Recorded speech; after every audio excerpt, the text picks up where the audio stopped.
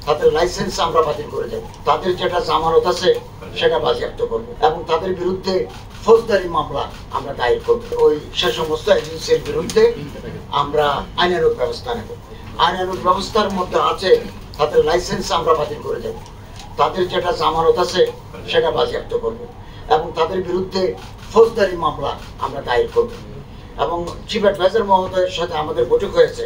ওই বৈঠকে তিনি আমাদেরকে বলেছেন যে তোমরা গ্রেড করো ABCD এবং যারা হজ ব্যবস্থাপনার ক্ষেত্রে সহযোগিতা করে নাই, আমাদেরকে বিব্রতকর অবস্থায় ফেলেছে, তাদেরকে পরবর্তী সময়ে তাদের লাইসেন্স বাতিল করে দেবে।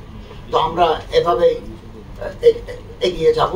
তবে আমরা এই মুহূর্ত পর্যন্ত আশা করছি আপনাদের মাধ্যমে কিছুক্ষণের ভিতরে যখন এই খবর ছড়িয়ে পড়বে, আমরা আশা করছি তারা এখনো ওই সৌদির নুসুক মশআর অ্যাপসটা খোলা আছে। মানুষ সরকারিভাবে বন্দর ঘোষণা থাকা সত্ত্বেও ওনারা এটা আস্তে আস্তে যাচ্ছেন, ধীরে ধীরে যাচ্ছেন, খোলা রাখছেন। এখনো রিকোয়েস্ট দিলে গ্রহণ করুন।